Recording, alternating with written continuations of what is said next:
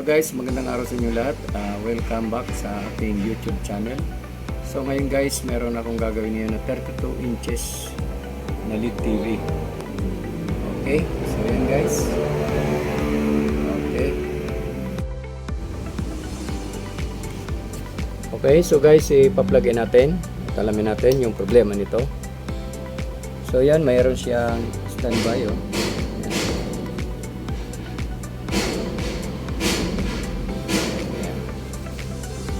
Okay, power on natin. So, yun, nag-green na siya. Okay. So, ito yung pangalan niya. Okay. So, meron siya guys na backlight. Yan. May backlight siya pero wala siyang display. So, ito guys ay panel issue. Okay. So, check natin yung model nito. So, ito guys yung model. Ayan.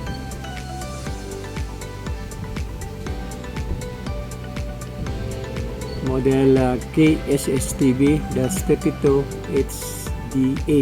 Ayan.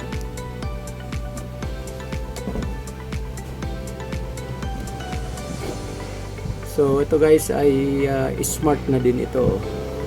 Meron siyang LAN. Okay, so ngayon guys bubuksan natin at check natin yung kanyang panel.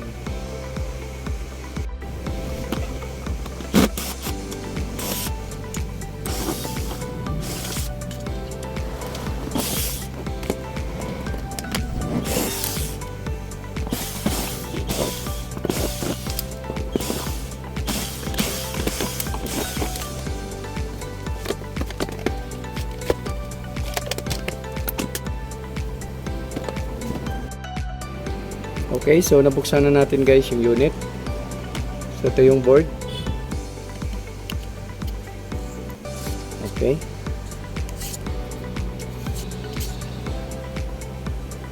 So ito guys yung kanyang mga signals. Ayan.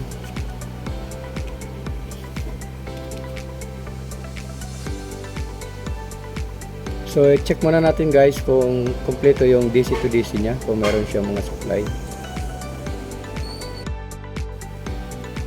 So, guys, magsusuka tayo ng mga voltahe. Okay, check natin itong supply na 12 volts. Meron siyang 12 volts.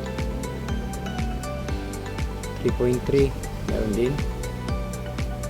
Okay, so check natin yung HBEA, yan, ito. So 0 guys. Okay.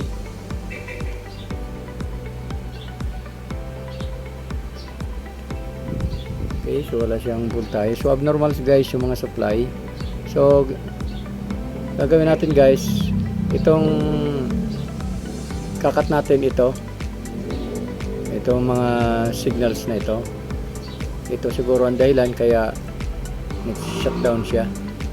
Wala yung BGH saka BGL. Okay. So, kakat natin ito guys. Okay, so nakat na natin guys yung mga clock signal. Magmula dito hanggang dito sa dulo nito. So, 1, 2, 3, 4, 5, 6, 7, 8, 9, 10, 11 guys ang kinat natin dito. So ngayon titingnan natin kung nagkaroon ba kasi ng pagbabago. Okay, so lagyan natin.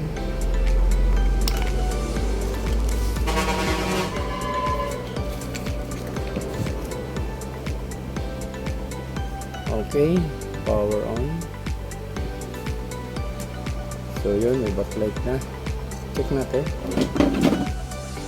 Wala pa rin guys na pagbabago. No display pa rin siya. So gagawin natin, ibabalik ko ito. Itong kinat ko dito ibabalik ko. Dito ako magkakat. Kakat ko rin ito. Okay. Okay, so guys, kinatin ko din ito. Yan. Tapos ito ibinalik ko muna yung kinat ko dito. Yan. So ito yung kinatin ko. Parehas lang yung signals niyan dito. Saka sa right side, ito yung left. Okay, so tingnan natin guys kung anong lalabas sa display. Okay, power on natin. Ayan, may power na siya. Tingnan natin guys. Ayan, lumabas yung display tapos nawala ulit oh. Nagdilim ulit. Oh. Ibig sabihin guys, may problema dito sa side na ito. Dito may problema sa side na ito, yung panel.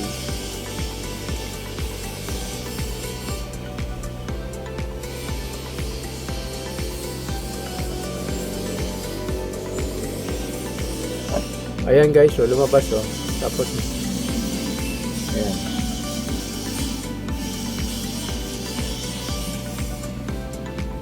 Tapos karoon ng mga bar lines siya.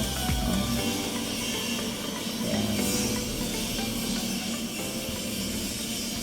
So nawala na.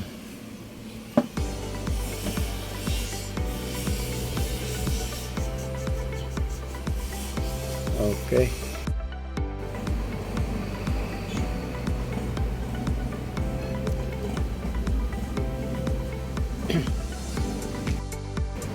Okay guys, ito na yung aking final na kinating. So ito guys ang kinat ko. 1, 2, 3, and 4. Ito binalik ko ito. Itong 7 binalik ko. So dito binalik ko rin lahat ito. So ang problema nito guys, dito sa side, sa right side, may problema yung kanyang panel. May tama na siya.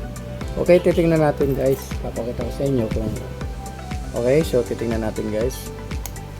Plug in. Okay. So ito yung kanyang power on. Okay. Nag-power on na siya guys. So yan na guys, lumabas na yung kanyang logo. Ayan. Then tingnan natin kung ano. Okay, so malinaw naman yung dito sa left side. Yan, malinaw siya. Dito sa right side yung may tama. Ito, yan, napansin nyo guys. Yan, meron siya ditong guhit na vertical. May sunog na dito sa parteng ito. Yan. So yan, malinaw na guys. So, kaya lang din na natin marirepair itong vertical bar na ito dito sa gilid. So, sasabihin ko muna sa may-ari na ganito ang problema ng unit niya. Okay. So, yan guys ang ating ginawa dito. So, una, nag-cutting tayo sa left side. So, hindi gumana. Lumipat tayo sa right side. Nagka tayo ng 4. Yan. So, yan. Ito na guys yung ginawa natin. Yan o. Malinaw naman siya. Dito sa kabila, okay siya. Walang problema. Dito lang siya nagkaroon ng vertical line. Yan. May tama na talaga yung panel niya. Okay. So, yun. At pwede naman siyang panuuran. Kasi yung problema niya nasa tabi. Okay. So guys, maraming salamat sa inyong panonood. At kung bago ka pa lang sa ating YouTube channel, please subscribe and paki-hit ng notification bell para updated ka sa mga i-update ko pang video. Okay guys, thank you and God bless. Bye-bye.